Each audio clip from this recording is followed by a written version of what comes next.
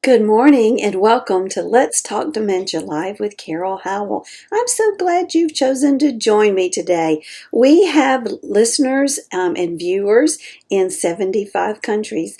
Right now we've got a little extra guest roaming around back there on the ground. I saw our miniature dachshund Zoe enter the picture. I think she decided to go lay down. But I'm glad that you're here today. And I'd like to thank our sponsors that help finance the ministries of our company as we bring free dementia education. And our first one is National Association of Veterans and Families. You can reach them at 800-352-2919 or www.navf.org. If you are interested in getting benefits for a veteran or the spouse of the veteran or both, then you need to contact NAVF. Tell them Carol sent you. I guarantee you'll be glad you did. Their motto is NAVF, we speak veterans, so you don't have to. Special thank you to Beth Crosby, editor extraordinaire, as she comes alongside of me and helps me learn the new rules for proper grammar and punctuation. Now the question is, why did it ever change? I don't get it. You spend all those years in school learning it, taking tests, being graded on did you get the punctuation correct inside the quote mark, outside.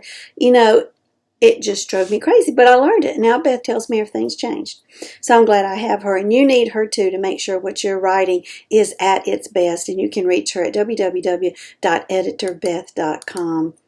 I'd like to invite you to write me and tell me what's on your mind, what's going on in your world, and you can do that at carol@letstalkdementia.org.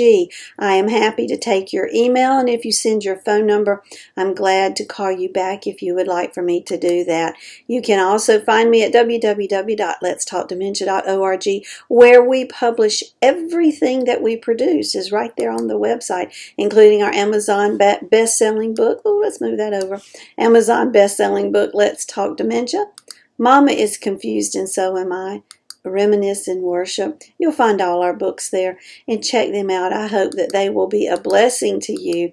I had an email from a lady a couple days ago saying what a blessing the shows and the books had been as she is on this caregiving journey with her mama. Well, folks, that is just fuel for my soul, and I appreciated her kind words so much. Today I wanted to talk to you on the subject of the lines start to blur. The lines definitely start to blur as dementia continues to advance and the disease causing it continues to advance, and we see more and more decline. We realize that the lines between reality and perception start to overlap quite a lot, and we lose touch with what is real. And that was really true in my sweet mama's world. Let me back up a moment. My mama was married 3 times, and all 3 of them died. I told her, I said, you killed off 3 of them, Mama. But the love of her life was husband number 2. It really was not husband number 1, which was my daddy. Theirs was a very strained relationship, and he, well, let's just say he wasn't real good to my mama. And then along came husband number 2, Fred, and I can tell you he was the love of her life in so many ways. And I had never experienced the love between a man and a woman to be so affectionate and so sweet and so kind and so loving and so tender and so wonderful, till I met him and watched him with my mama, and I knew I wanted that in my life for sure. And you know what? I have that, and I'm very thankful for it. But Fred was the love of her life. Well, now we'll fast forward many years and to the time when my mama was living in assisted living, and by that point Fred had passed away and been gone for a long time.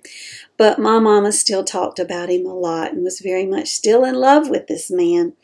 But there was a man in the community that was her boyfriend. And Mom had a couple boyfriends over the years, and they were always had a good time together, but nothing romantic. It was just, they were just good friends.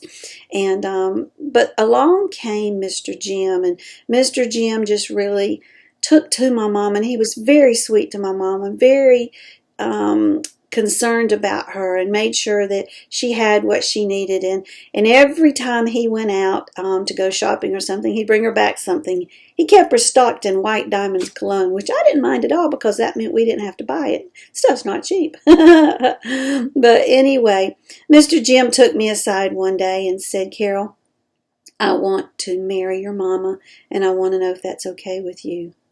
Woo-wee. I was like, Mr. Jim, she's had 3 husbands and killed all 3 of them. You won't be number 4? And he said, yes, actually, I do. And I'm like, Mr. Jim, I love you for how sweet you are to my mama and all the wonderful ways you are good to her. And there's so many ways. I said, but Mama's dementia is advancing quite a lot, and I'm not sure that this is the thing for her. I don't think Mama can think this through. Can you just keep being really good friends? And he said, yeah, we can do that. I later found out, wasn't entirely sure if Mr. Jim was actually divorced or not from his wife. Just a little detail we had going there. He might have been, I don't know. But anyway, so they did not get married. Okay, so about a year or so later, Mr. Jim was sick and in the hospital, and his surgery did not go well, and so he was in the hospital for a length of time, and Mama said, I want to go see Jim. Take me to see Jim. I'm like, okay. So get Mom in the car, and we take her to see Jim. And it was pretty obvious very quickly that when Mama saw Jim, in her mind she was seeing Frederick. Because she took his hands and she would rub and she would take his face and stroke his face, kiss him square on the lips, which I'd seen her do before. Anyway, that wasn't a shock. But she said, I love you and I have loved you so long. You have been the most important thing in my life for so many years. You've got to get to feeling better. No, you not know Mr. Jim that long. I'm pretty sure you got him confused with the true love of your life. So I sat there thinking that and realizing, I could say, Mama, this is Jim. This is not Frederick. This is Jim. He lives in the assisted living where you do.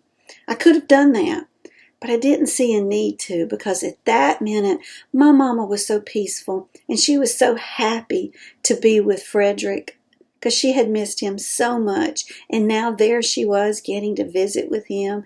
And Jim did not realize what was going on, so he was being very responsive. And it was a beautiful visit my mama had with, she didn't know who for sure, I don't think, but with Frederick, who was actually Jim. Well, I realized that Jim was getting tired because truly he had a tough surgery. And I said, Mama, we probably need to let this sweet man rest, because I didn't call his name. I don't remember what I referred to him as, but I didn't say Jim. I said, we probably need to go. And she's like, okay. And so she gives him a big slobbery wet kiss and off we go. And before we got to the car, she did not remember having visited him. So see, correcting my mama in that situation, telling her, oh, this is Jim, this isn't Frederick, would have just been embarrassing for her, distressing for her. But letting it go caused no harm for her. She forgot about it. But what we know is when we have these moments of feeling good, and you know this in your world, this is not something secretive. When you have a good day, not ramifications, that's the bad word. What's the positive word for ramifications? The benefits of that good day last for hours after the experience that made the day good. Maybe you got a raise and your boss called you and told you got a raise at 11 in the morning. By 4 in the afternoon, you're still feeling pretty good about it. And that's the way it was for my mama. She was still feeling very happy about this visit for hours afterwards. The lines definitely started to blur. And I remember the day my mama looked right in my eyes and said, who are you? Who are you? Yeah, that was the day my belly hit the floor. Oh, I thought I would be so sick because Mama did not know who I was. The lines started to blur for her. Happened in the middle of the night while I took her on her very last vacation. And we had slept together, and she got up to go to the bathroom, and I was helping her, and she did not know who I was. Middle of the night. She woke up the next morning in the bed beside me, and I turned over and looked at her sweet face. And she said, hey, Pookie, did you sleep good? Pookie's my nickname. She knew exactly who I was. She was back, but the lines had started to blur in my mama's world. So when this happens for you, you can decide if you're going to correct people. Don't. If you're going to bring to their attention that what they're saying is not accurate, don't do that. Or if you're just going to be sweet and kind and go with the flow, let it be a part of their world, because it's probably only going to last for a little while. And that's what you want to do.